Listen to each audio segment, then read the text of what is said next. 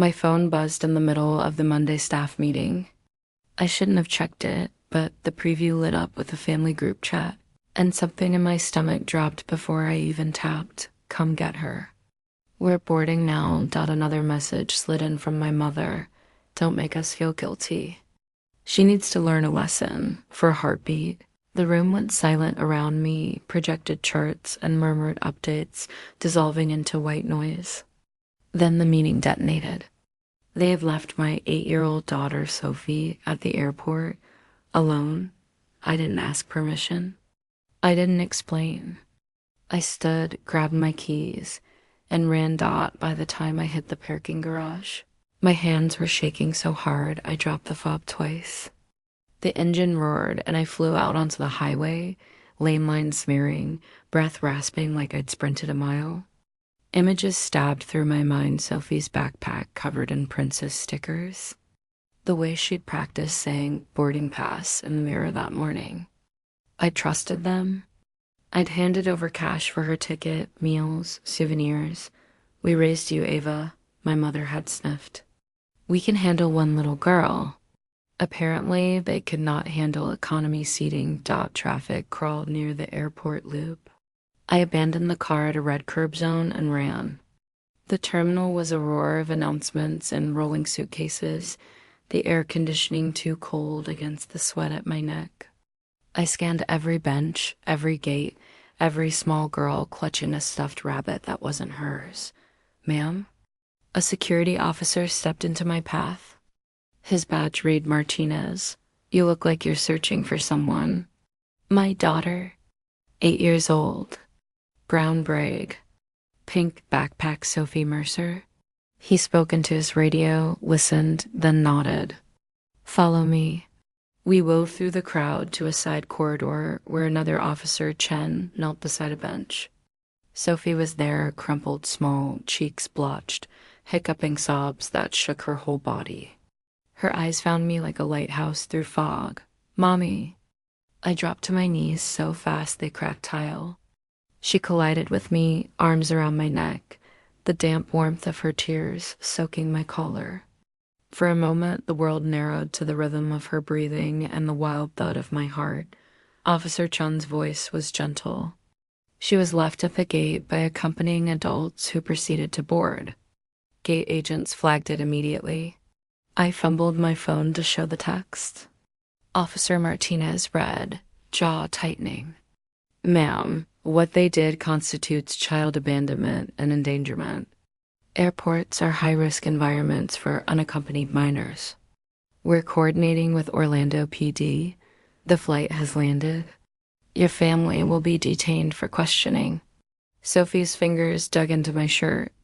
"Grandma said big girls don't cry about sitting alone," she whispered, like it was a confession. I kissed her hair. "You did nothing wrong." We gave statements in a small security office that smelled faintly of coffee and carpet cleaner. Chun brought Sophie crackers and juice, and every time someone opened the door, Sophie flinched and pressed closer. I signed forms with a hand that wouldn't stop trembling. The phone on the desk buzzed and buzzed. My mother, my sister, my father names that suddenly felt like aliases. Officer Martinez looked up from his screen. "They're being processed now. There will be formal charges. I recommend no contact until a protective order is in place." Outside the window, planes lifted into a bright, indifferent sky. I held my daughter and felt something inside me harden, not into bitterness, but into resolve. They had taught Sophie an unforgivable lesson, that their comfort mattered more than her safety. I would teach her a better one, that I would always come, that I would always choose her. Every single time, long before the airport, the signs had been there. I just refused to see them for what they were my parents had always drawn, invisible lines between their grandchildren. My sister Laura had 2 kids, Emma and Jake, and in my mother's eyes they could do no wrong. Sophie, my quiet, thoughtful girl, was the one who needed fixing. I remember last Christmas like a bruise that never faded. The living room looked like a toy store explosion, wrapping paper, glittering ribbons, Emma shrieking with joy as she unboxed an iPad, a bike, and a pile of designer clothes. Jake got a miniature drone and a Nintendo Switch. Sophie, who is the same age as Emma, got a sweater. One sweater. She smiled politely, even said thank you, but I saw the way her little shoulders drooped. Later, when I tried to talk to my mother, she brushed it off with that condescending tone that always made me feel 12 again. Books are better for her type of personality, she'd said once when Sophie got a single storybook instead of toys. She's not as lively as Emma. Stimulation overwhelms her. Translation. She's not the golden one. It was always like that. Double standards dressed up as parenting wisdom. When Emma threw tantrums, she was spirited. When Jake broke a vase, he was all boy. But when Sophie sat quietly reading or drew for hours, my mother frowned and whispered, "She's so withdrawn. You really should get her checked." Every family dinner felt like a performance. My parents praised Laura for every breath she took while finding new ways to critique me, my parenting, my work hours, my clothes, even the way I season food. "Ava, dear, not everyone wants to eat health food all the time." She'd joke, handing Jake another cookie. I'd laugh weakly and pretend it didn't sting not once. After dinner, I tried to bring it up. "Mom, you treat them differently." Sophie notices. She gave me a pitying look, the kind meant to silence, not soothe. "You're being sensitive again, sweetheart. We love all our grandchildren equally. Maybe you're projecting your insecurities." That single sentence was enough to shut me down, the same emotional chokehold she'd used my entire life. So I swallowed it, told myself she'd change, that she'd love Sophie if given more time. I was wrong. She never changed. She just waited for a bigger opportunity to prove how little Sophie really mattered to her. And Florida, was that opportunity. It started, like most betrayals in my family, over Sunday dinner. The table was crowded, my parents, Laura and her husband, the kids, and Sophie sitting quietly beside me, drawing in her little notebook while everyone else talked over her head. My father cleared his throat dramatically, the way he always did before announcing something big. "We're all going to Florida next month," he said, smiling around the table. "Disney World." It's been years since we've had a real family vacation. The room buzzed with excitement. Emma squealed. Jake whooped. Sophie looked up from her sketchbook, her eyes wide and shining. "Disney World?" she whispered, barely daring to believe it. I smiled at her, then turned back to my parents.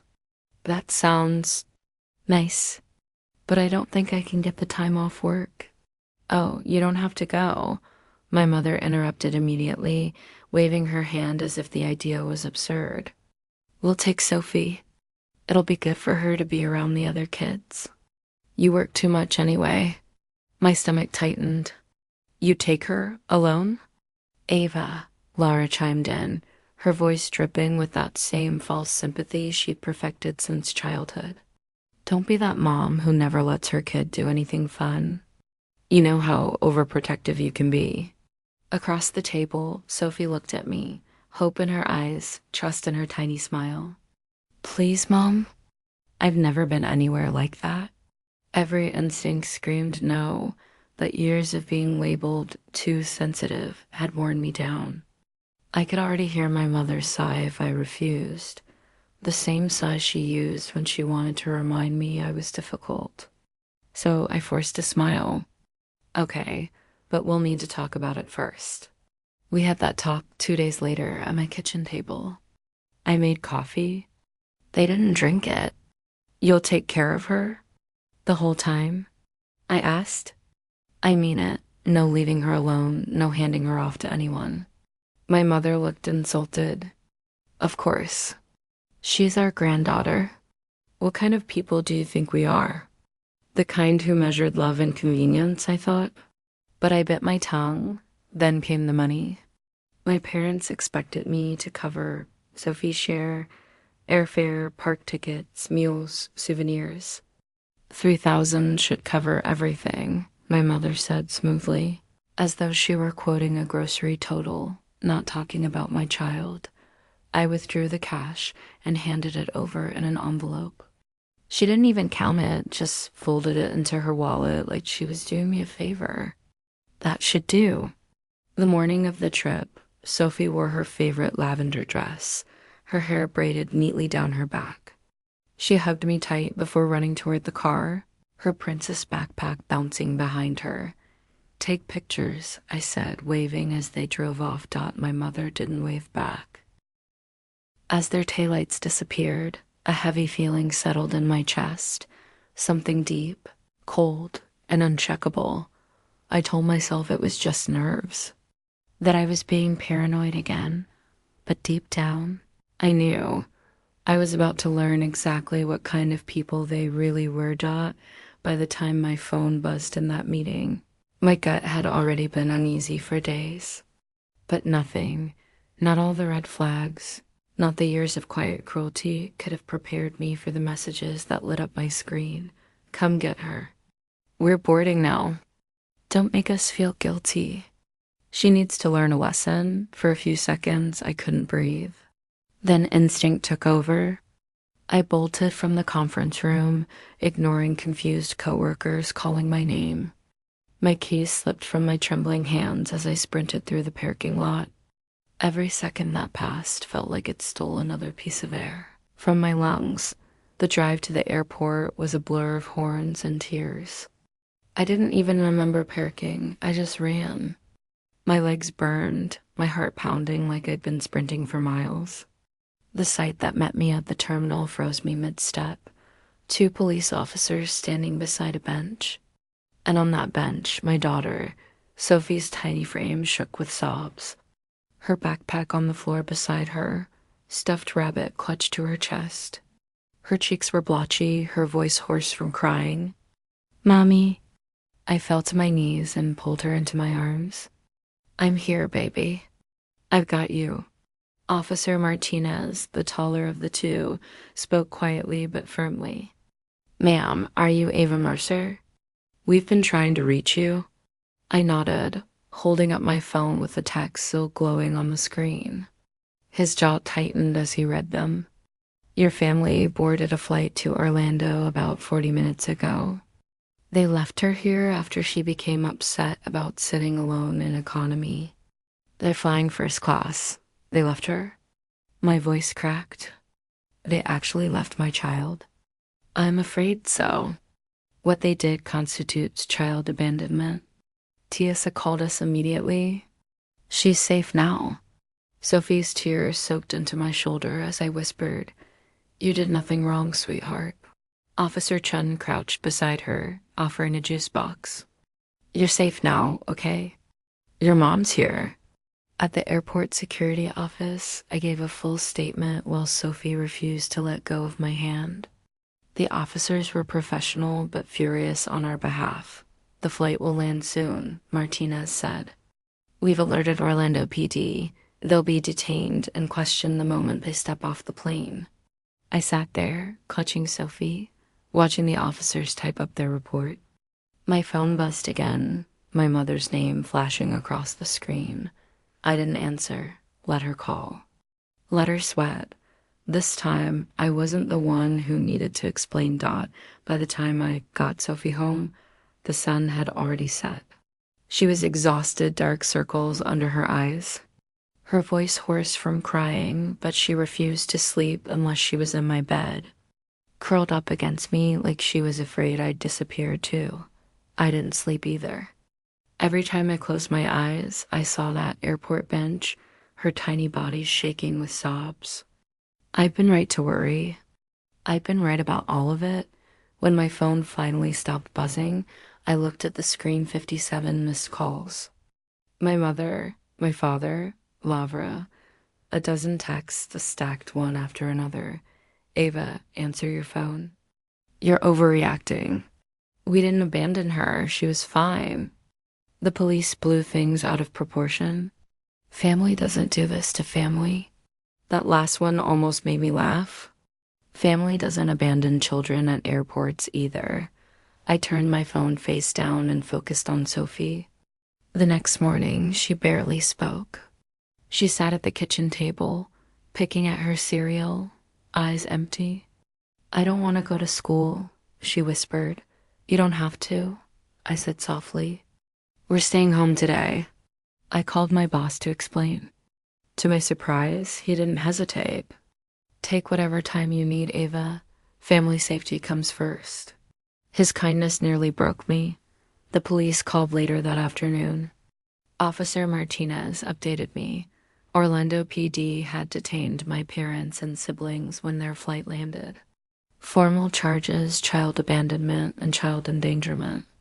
They'd been processed and released pending a court date, but a no-contact order was already in motion. I should have felt guilt. Instead, I felt something cold and steady settle inside me, justice. That evening, my phone started again. My mother first. "Ava, this is ridiculous. You're making a mountain out of nothing. Tell the police it was a misunderstanding." A misunderstanding. My 8-year-old daughter had been left crying in a crowded airport terminal, and they called it nothing. Then my father chimed in. "You're destroying this family." I typed one sentence and sent it. "You did that when you left my child behind." After that, I blocked every number. Days passed. The calls stopped, but messages from extended family began trickling in. My Aunt Carol begged me to think of the family name. Cousin Jennifer wrote that I was being dramatic. Not one of them asked how Sophie was doing. Not one. When my best friend Rachel heard what happened, she drove straight over. She sat at my kitchen table, staring at me in disbelief. "They left her? On purpose?" I nodded. Her face hardened. "Ava, you don't owe them forgiveness. You owe Sophie safety." That sentence stayed with me. The next day, I made appointments, one with a therapist who specialized in child trauma, another with a lawyer recommended by the police. I'd been raised to believe blood was sacred, but sitting beside my daughter, who now flinched at every doorbell, I realized something truer. Blood might tie you together, but love and protection kept. Either and my family had severed both. The weeks leading up to the trial felt unreal, a strange limbo, where everything looked normal on the surface, but nothing was the same. Sophie had started therapy with Dr. Kelly Sanders, a warm, soft-spoken woman who somehow coaxed words from her when I couldn't. The nightmares still came, but less often. Meanwhile, the legal process churned forward like a machine. I gave statements, handed over text messages, and sat through interviews with detectives and prosecutors. Each time I read my mother's words, "Don't make us feel guilty. She needs to learn a lesson," my stomach twisted all over again. The day of the hearing finally came. The courthouse smelled like old paper and disinfectant. Sophie stayed home with Rachel. She didn't need to see this. I sat behind the prosecution's table, fingers knotted together so tightly my knuckles went white. Across the aisle sat my parents, Laura and her husband. My father's jaw was tight, his face red. My mother wore a pale blue dress and a look of practiced fragility. When she saw me, she actually tried to smile, a pleading, almost maternal smile. It made my blood boil. "All rise," the bailiff announced. The judge entered, stern and composed. The charges were read: child abandonment, child endangerment, and negligent supervision. One by one, my family members pleaded not guilty. The prosecutor, a sharp-eyed woman named Dana Harper, began her opening statement. "Your Honor, this case is about choice. The defendants chose comfort over a child's safety. They chose first class while forcing an 8-year-old to sit alone among strangers. When that child became frightened, they chose to walk away. This was not confusion. It was abandonment." Her words hit like stones. The defense tried painting it as a misunderstanding. claiming there'd been chaotic boarding confusion. But the text has destroyed that narrative. When it was my turn to testify, I took the stand, palms sweating. Dana guided me through the questions gently. Ms. Mercer, what was your understanding when you gave your parents $3,000 for this trip? That they'd care for my daughter, that she'd be safe, supervised, and loved, I said, voice trembling. Instead, they used the money for upgrades and abandoned her when she cried. And what impact has this had on your daughter? I swallowed hard. She panics if I'm out of sight. She wakes up crying. She asks if I'll ever leave her too. They didn't just scare her. They broke something, her trust. A murmur spread through the courtroom. The defense attorney's cross-examination was almost insulting. Ms. Mercer, isn't it true that your daughter can be emotional? She's 8, I replied flatly. Children cry when they're scared. Adults are supposed to protect them, not punish them for it. Next, my mother took the stand.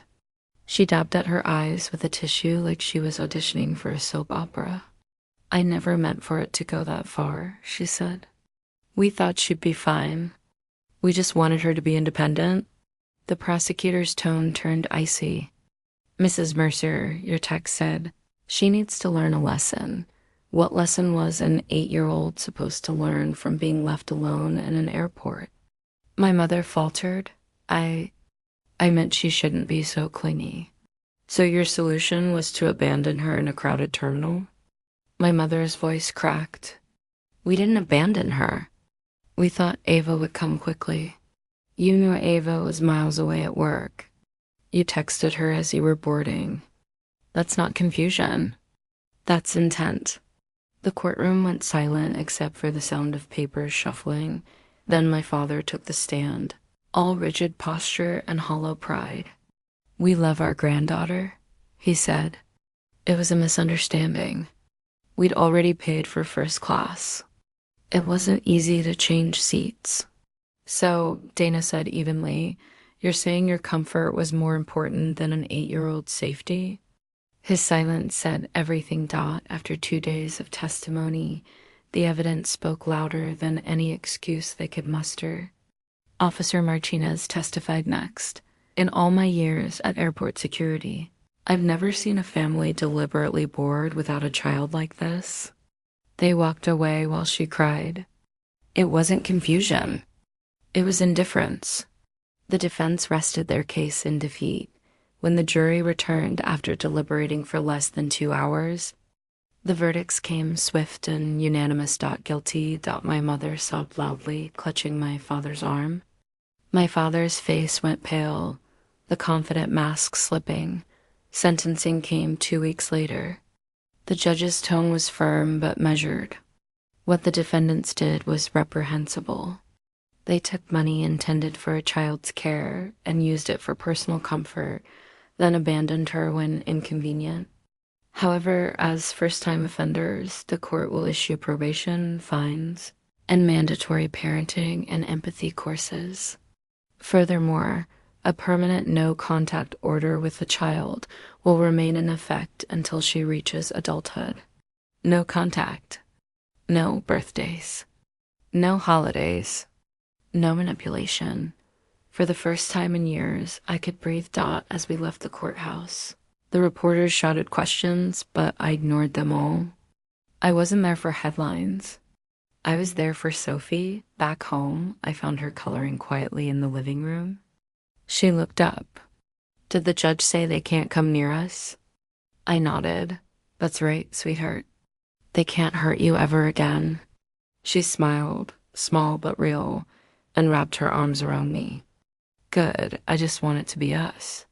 And for the first time, that sounded like the safest truth in the world. I thought the criminal trial would be the end of it. That after the guilty verdicts, after the no-contact order, my family would finally leave us alone. I underestimated their audacity. 2 weeks after sentencing, a thick white envelope appeared in my mailbox.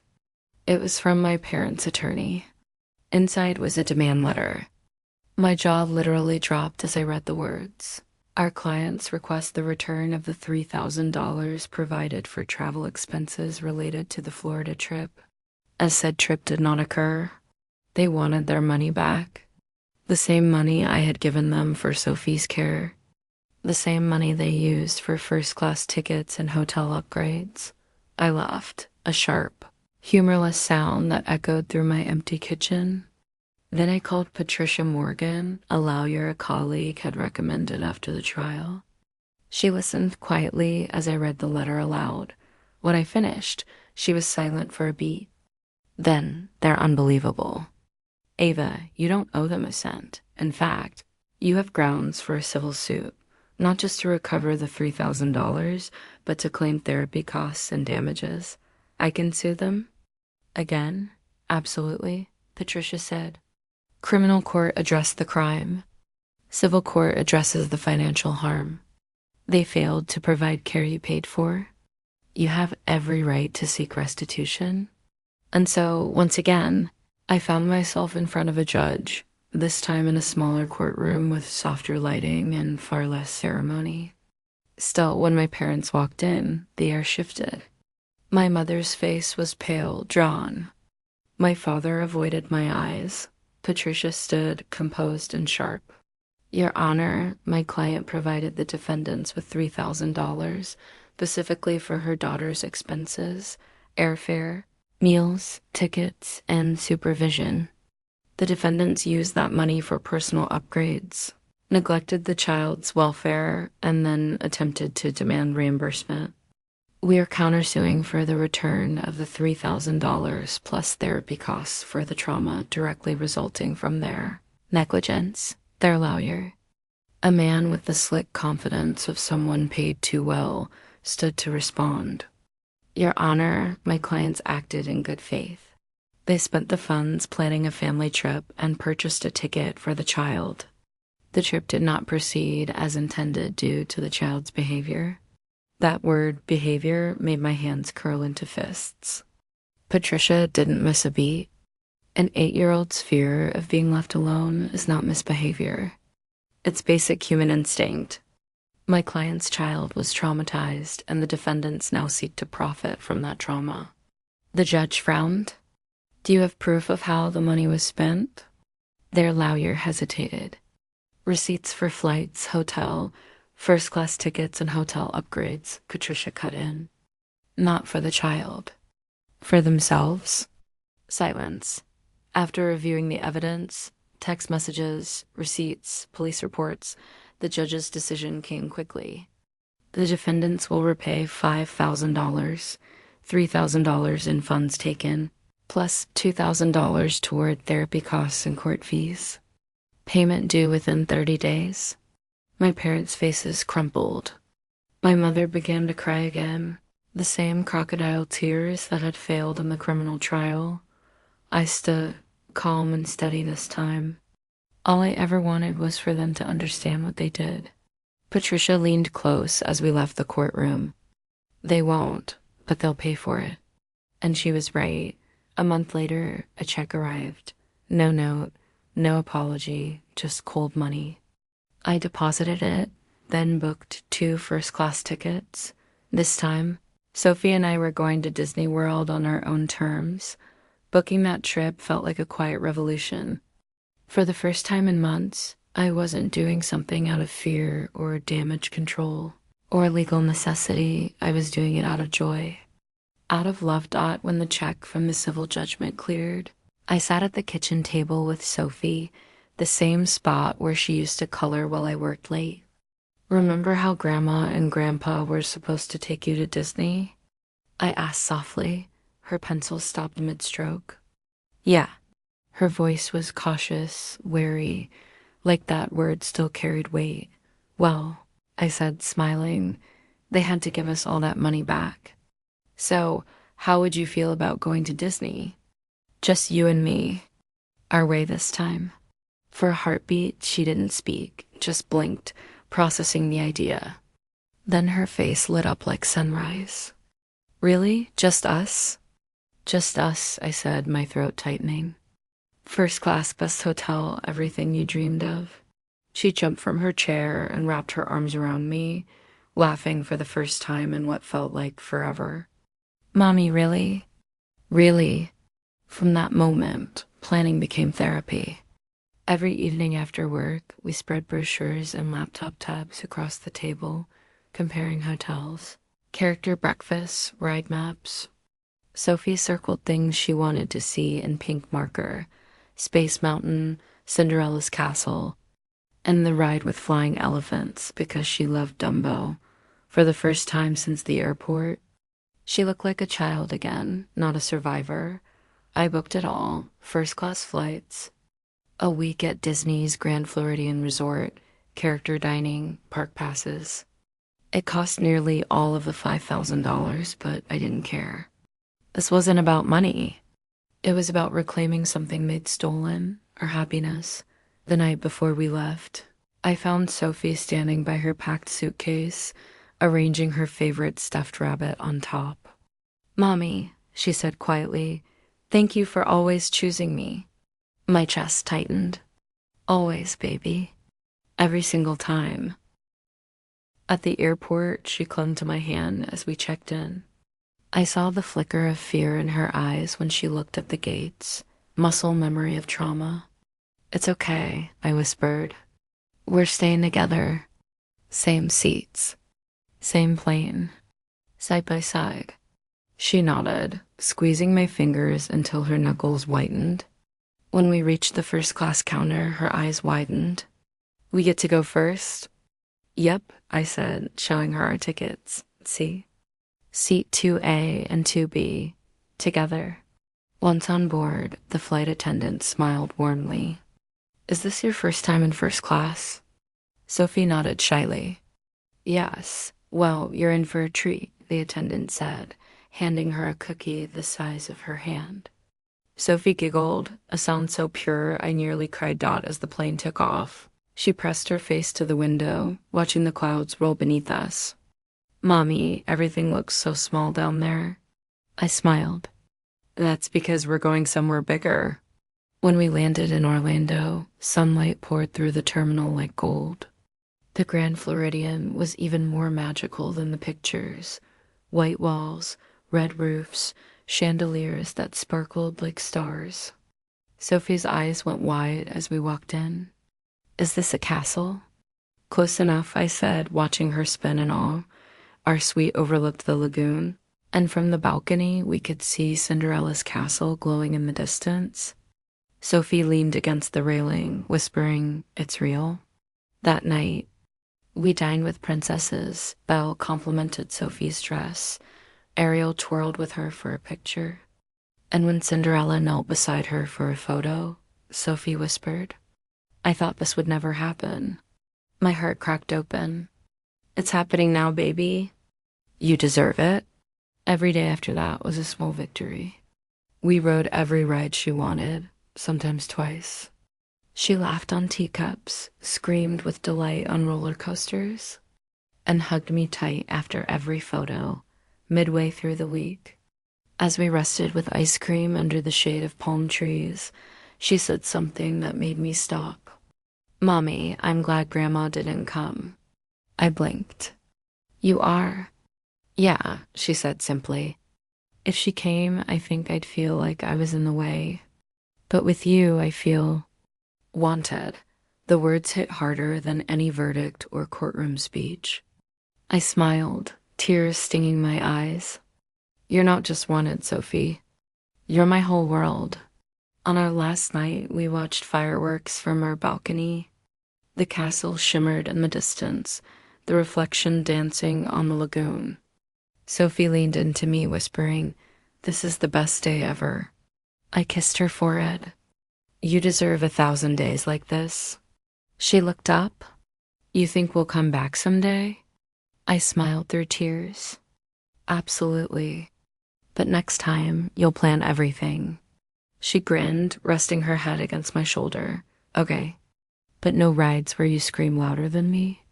I laughed, the kind of laugh that comes when you realize you finally stopped holding your breath. That night, As she fell asleep beside me, I sat by the balcony and watched the fireworks fade into the night sky. The sound reminded me of something the judge had said during sentencing: no contact until adulthood. It no longer felt like punishment. It felt like peace. Because for the first time, I understood they hadn't taken anything from us. They had given us something instead: the freedom to build a life on our own terms. And in that moment, under the glow of 1,000 lights, I realized that Sophie's laughter was the truest kind of justice. Returning home from Disney felt like waking up from a dream, but a good one. The kind you didn't want to end. Sophie was different. I noticed it the moment we stepped off the plane. The timid, withdrawn little girl who once flinched at airport announcements now walked with her head high, her backpack bouncing as she hummed softly. The trip had done more than give us joy. It had given her courage. That first night back, she asked if she could sleep in her own bed. It was small, almost casual, but I knew what it meant. Since the abandonment, she hadn't spent a single night without clutching my arm until she fell asleep. I tucked her in and kissed her forehead. "You okay, baby?" She nodded, already half dreaming. "Yeah, I think so." When I turned off the light and closed her door, the silence wasn't heavy anymore. It was peaceful. Over the next few weeks, Sophie started therapy sessions again. But this time they weren't about fear, they were about healing. Dr. Sanders called it reclaiming the narrative. "She's processing," she told me one afternoon. "For the first time, she's not defining herself by what happened to her, but by what she's overcome." At home, I saw it too. Sophie began filling her sketchbooks again, pages of color and motion instead of gray shadows and empty spaces. She drew castles and roller coasters, fireworks, and us holding hands beneath the stars. Her teacher even called to tell me how much she'd changed. "I don't know what you did over that vacation," she said with a laugh, "but she's blossomed. More talkative, more confident, even volunteered to read aloud in class."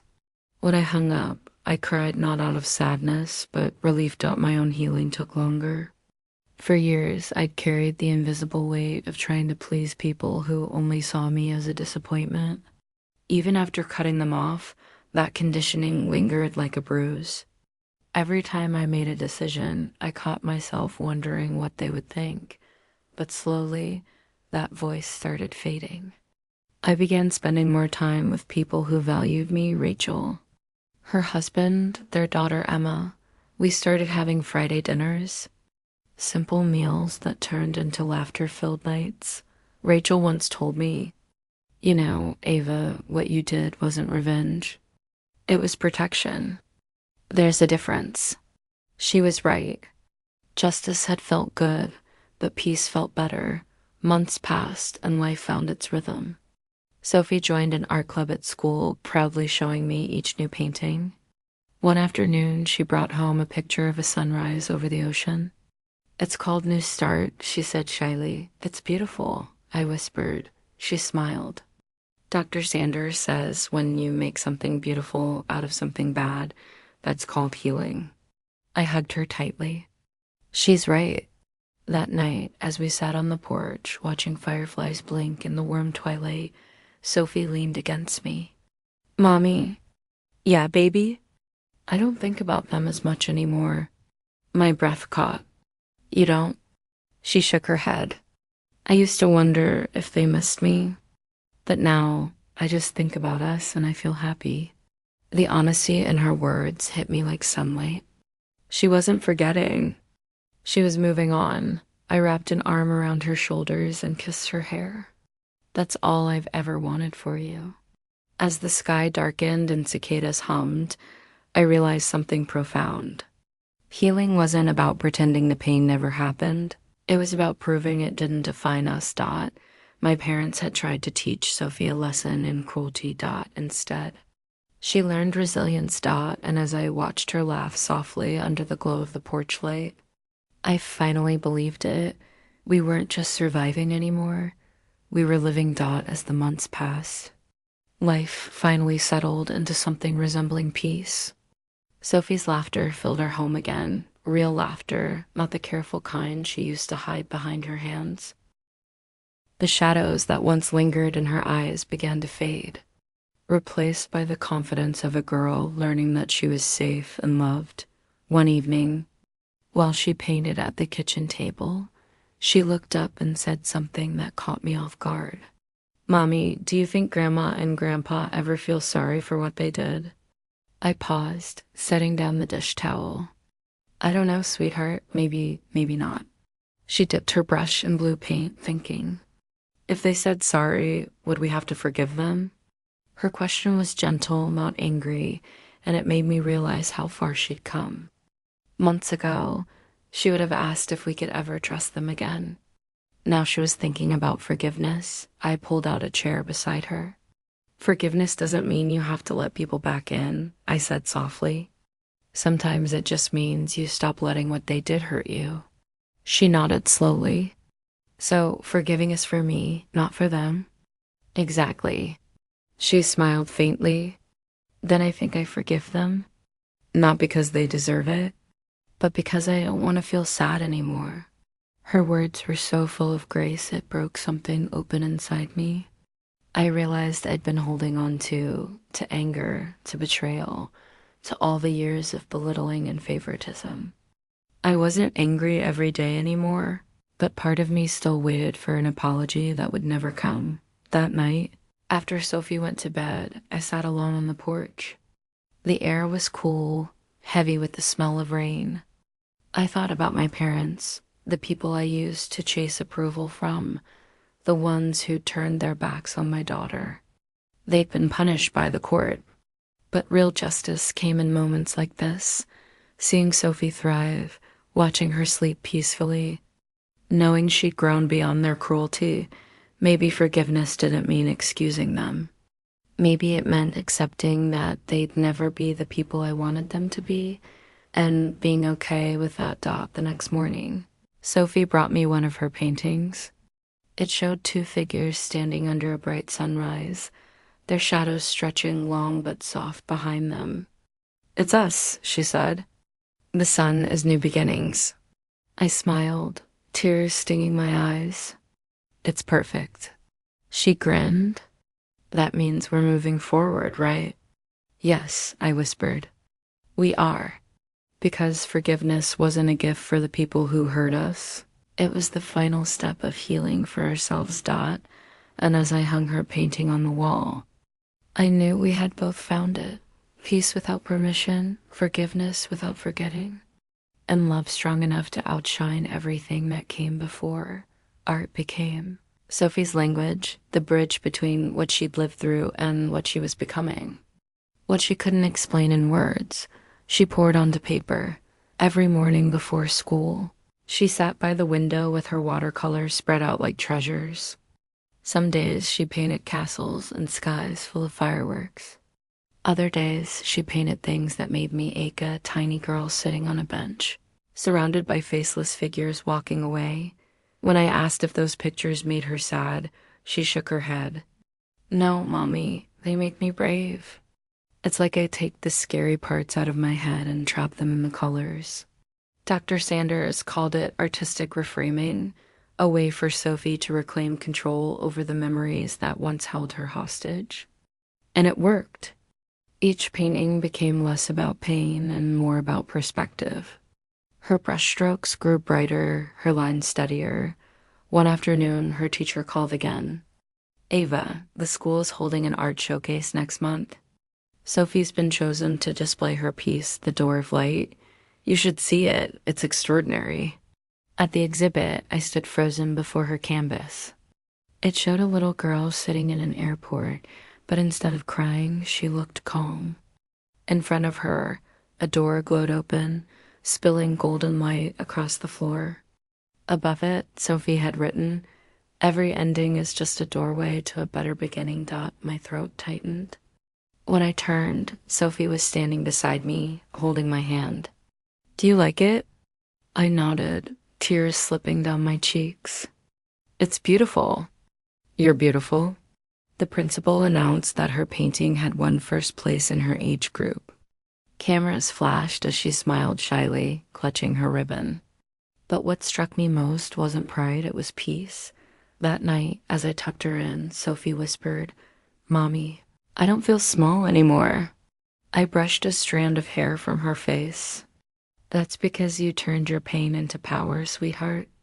You made something good out of something awful." She smiled sleepily. "Then I think I'm going to keep painting forever." And I knew she would, because through her art, she hadn't just healed, she had transformed. What began as survival had become creation. And in those colors, she had rewritten her story from abandonment to strength, from fear to freedom. As the seasons turned, Sophie and I built a new rhythm, one that wasn't about survival anymore, but about living. The empty spaces left by my family's absence slowly filled with something far better, the laughter and warmth of the people who truly cared for us. Rachel and her husband, Mark, became our chosen family. Every Friday, we rotated dinners between our homes. Sometimes we cooked. Other times, we ordered pizza and played board games while the kids built blanket forts in the living room. There were no backhanded comments, no silent judgments, just laughter, burnt cookies, and the kind of peace I'd never known growing up. For the first time in years, holidays didn't fill me with dread. That Christmas, Sophie helped me decorate a small tree in our living room. She picked every ornament carefully, tiny paintbrushes, a castle, and a little golden door she'd made herself in art class. "So we remember that good things can come after hard things," she said proudly. On Christmas Eve, Rachel's family joined us for dinner. We lit candles, exchanged small handmade gifts, and shared stories. At one point, Sophie stood to give a short speech. "I just want to say thank you," she said, looking around the table with wide, earnest eyes, "for being the kind of family who stays." The room went quiet, and then everyone clapped. I caught Rachel's eye, both of us blinking back tears. From that night on, it became our new tradition: no big crowds, no pretending. Just people who showed up with love and honesty. In spring, we started volunteering at the local children's center, helping with art classes for kids who'd been through trauma. Sophie loved it. "I want them to know they can draw happy things too," she told me one afternoon. Holding a crayon between paint-stained fingers, watching her laugh with those children, I realized she wasn't just healing, she was giving healing back. Our lives had become simple, grounded, and whole. We didn't need big family reunions or approval from people who'd never earned our love. We had built something better, a life rooted in kindness, trust, and chosen family. And every day, as I watched Sophie's world bloom wider, I knew one thing for certain: we hadn't lost a family. We'd finally found one. Years passed, but the scars my family left behind no longer defined us. They shaped us into something stronger. Sophie had grown into a bright, confident girl with paint always smudged on her hands and hope shining in her eyes. One afternoon, as we walked home from her art class, she said, "Mommy, remember when you said forgiveness is for us? I think I get it now." I smiled. "What makes you say that?" She shrugged thoughtfully. "Because if I still hated them, they'd still be part of my story. But now, they're just the beginning of it." Her words silenced me. She was right. They were the beginning, but not the end. Sophie had turned pain into art, and I had turned fear into strength. Together, we had rewritten our lives. There were still moments when memories tried to creep in, the phone calls I ignored, the birthdays they missed, but those moments no longer hurt. They reminded me of how far we'd come through all the heartbreak. I'd learned that boundaries weren't cruelty, they were self-respect. That letting go wasn't weakness, it was freedom. And that love, the real kind, didn't demand suffering to prove itself. Sophie learned her own lessons too. That family isn't who shares your name, but who shares your heart. That forgiveness doesn't erase the past, but it stops it from stealing the future. As I tucked her into bed that night, she whispered, "We're really happy now, aren't we?" I kissed her forehead. "We are, sweetheart, because we chose peace over pain." And as the quiet filled the room, I realized that our story wasn't about abandonment anymore. It was about becoming. About rising from what broke us and building something beautiful in its place. 5 years later, Sophie was 12 taller now, more independent, yet still with the same gentle heart that had carried her through the storm. Her paintings hung around our home, vibrant windows into her journey, a girl standing before a glowing doorway, a beach at sunset, two hands clasped against a sky of gold. Each piece told a story, and together they told ours. Life had settled into something peaceful. I had earned a promotion at work. We'd moved into a small house with a garden, and Sophie's laughter filled every corner. There were no more unexpected messages, no court hearings, no nightmares. Just days that began with sunlight and ended with quiet gratitude. One spring afternoon, her school invited me to attend an art showcase, Expressions of Growth. I didn't know what she had submitted until I saw it. In the center of the gallery stood a new painting, an airport bench. But this time, the girl wasn't crying. She was holding hands with her mother, both walking toward the open doors filled with light. The title read, "Home is Who Stays." I stood there frozen, tears slipping down my cheeks as parents and students stopped to admire her work. When Sophie spotted me, she ran over, cheeks pink with pride. "Do you like it, Mom?" "I love it," I said, hugging her tightly. "You captured everything perfectly." She grinned. "It's not just about what happened. It's about what we build after." That night, we sat on the porch watching fireflies. Sophie rested her head on my shoulder. "Mom, do you ever think about them anymore?"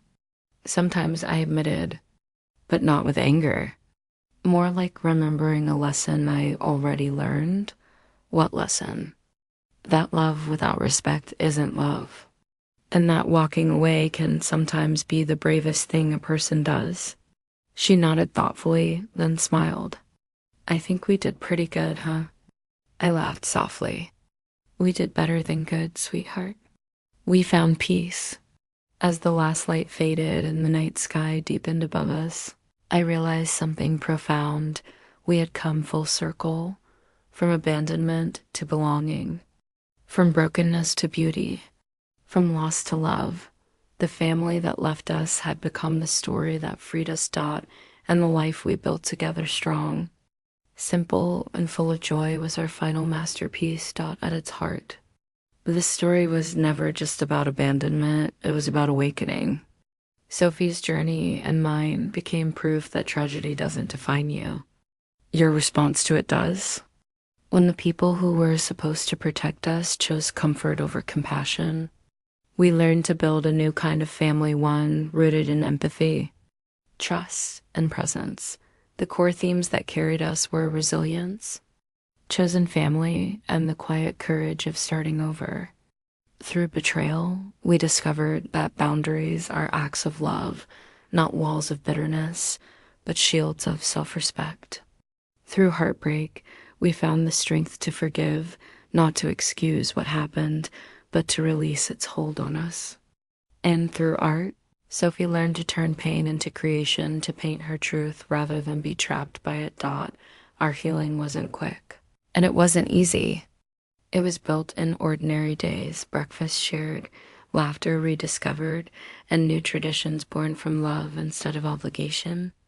That's what real healing looks like, not perfection, but peace. By the time we reached the other side of our story, the question was no longer, why did they leave us? But why did we ever believe we needed them to stay? We had learned that family is not blood. It's choice. It's the people who show up, who stay, and who love you the way you deserve. Final message for the listener. If you've ever been hurt by the ones who should have loved you most, remember this: you are not defined by their failures. You are defined by your strength, your healing, and your capacity to love anyway. Let go of those who abandoned you. Hold close those who choose you. And never forget, sometimes the greatest revenge is simply a life lived in peace and joy.